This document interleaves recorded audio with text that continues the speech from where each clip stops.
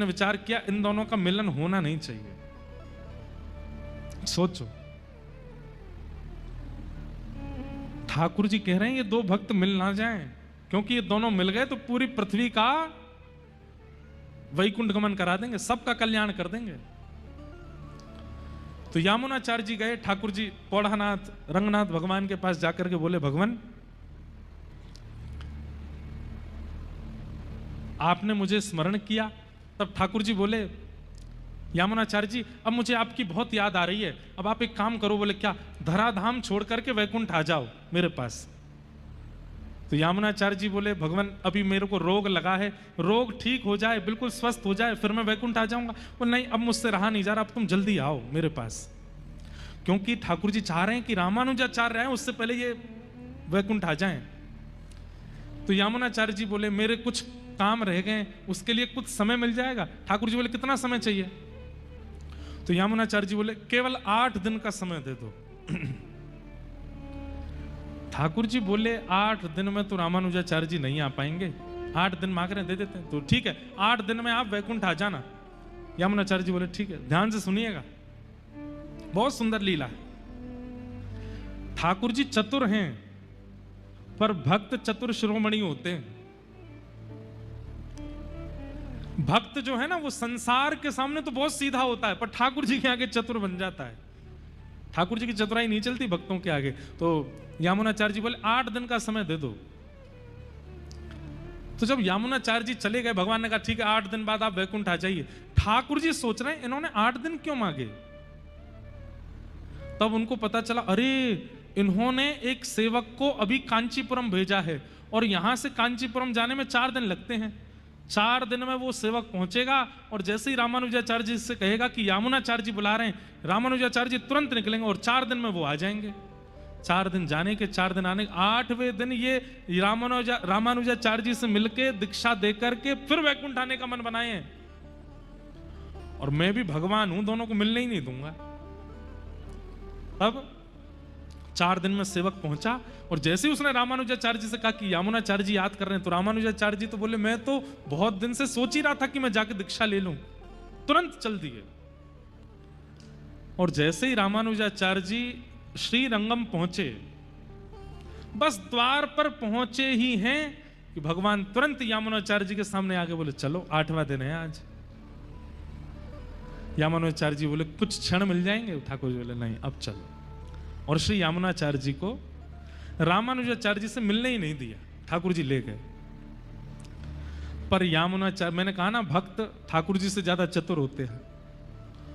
तो यामुनाचार्य जी का जब परम पद हुआ वैकुंठ, तो उन्होंने अपने शरीर में अपने हाथ की 3 उंगलियों को बंद कर रखा था। ऐसे हाथ थे। कोई भी व्यक्ति प्राण त्यागता है, या तो उसके हाथ खुले होंगे या पूरे बंद होंगे, लेकिन 3 उंगली बंद और बाकी के 2 उंगली खुले हुए। रामानुजाचार्य जी आए तो बहुत रोए, यामुनाचार्य जी के चरणों में गिर करके रोए। सर्वांगीण अंग का जब दर्शन किया, तो हाथ का जब इस रूप में दर्शन किया, तो रामानुजाचार्य जी समझ गए ये निश्चित मुझे कुछ आज्ञा कर रहे हैं। और वो तीनों आज्ञाएं जैसे ही रामानुजाचार्य जी ने बोली, पहली आज्ञा बोली तो पहला हाथ खुल गया, पहली उंगली खुल गई। दूसरी बात बोली तो दूसरी उंगली खुल गई, तीसरी बात बोली तो तीसरी उंगली खुल गई। मतलब भले ही वो चले गए, लेकिन फिर भी रामानुजाचार्य जी को ज्ञान दीक्षा तो दे ही गए तीनों आज्ञाओं से। और 3 आज्ञा कौन कौन सी थी? पहली आज्ञा थी, रामानुजाचार्य जी बोले, गुरुदेव आप चाहते हैं कि मैं श्री भाष्य की रचना करूं? तुरंत पहली उंगली खुल गई। आप आज्ञा कर रहे हैं कि दक्षिण भारत में लिखे हुए जितने भी हमारे दिव्य प्रबंध हैं उनको मैं संस्कृत भाषा में लिखूं? दूसरी उंगली खुल गई।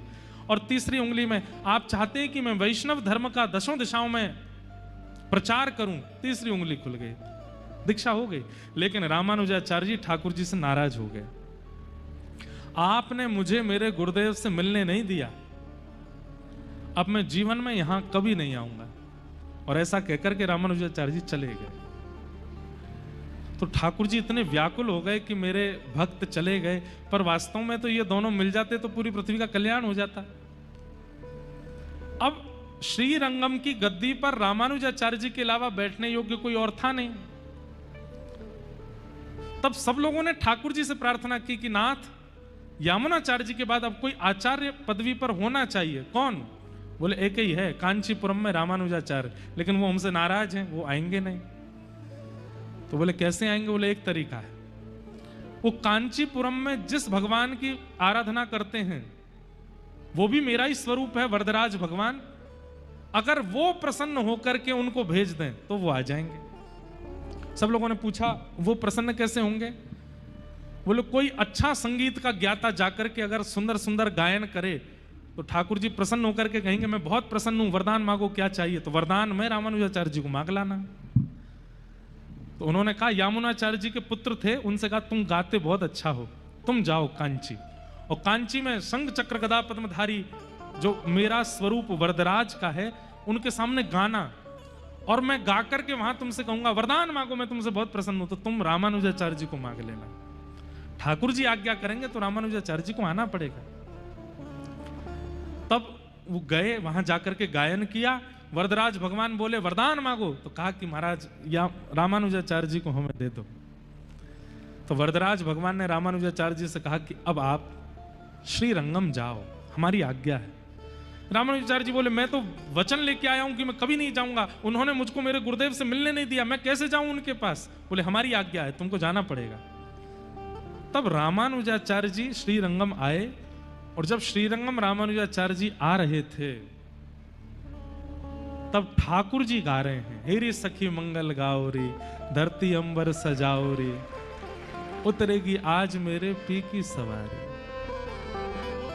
और ऐसा वाणियों में सुनने में आया है, ठाकुर जी शंख चक्र गदा पद्म धारण करके सचल हो गए, हलवाइयों के पास जाते हैं, क्या बना रहे हो, ऐसे बनाओ, सजावट करने वालों के पास जाते हैं, यहां पर फूल लगाओ, यहां पर गुच्छा लगाओ, मेरे रामानुजाचार्य आ रहे हैं। सुंदर रंगोली बनाने वाली बहनों के पास जाते हैं, बोले ऐसी रंगोली काढ़ो, मेरे रामानुजाचार्य आ रहे हैं।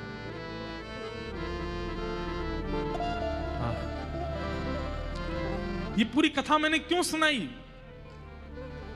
रामानुजाचार्य जी ने भले ही ठाकुर जी से मुंह फेर लिया, लेकिन क्योंकि ठाकुर जी को वो प्रिय हैं इसलिए उनका कल्याण हुआ। हरि प्रिय बनो, हमारा कल्याण, खरगोन के लोग हमसे रीझ जाएं, खंडवा के लोग हमसे रीझ जाएं, इंदौर के नेता हमसे रीझ जाएं, भारत के प्रधानमंत्री हमसे रीझ जाएं, देश के राष्ट्रपति हमसे रीझ जाएं, इससे कोई काम बनने वाला नहीं है। जगतपति, जगत नियंता, जगदाधार जगन्नाथ हमसे रीझ जाए, ये हमारा कल्याण है, इसमें हमारा कल्याण। इसलिए ऐसे विचार, ऐसे कर्म, ऐसी क्रिया, ऐसा भोजन, ऐसा पहनावा, ऐसा सब कुछ करो जिससे वो रीझ है।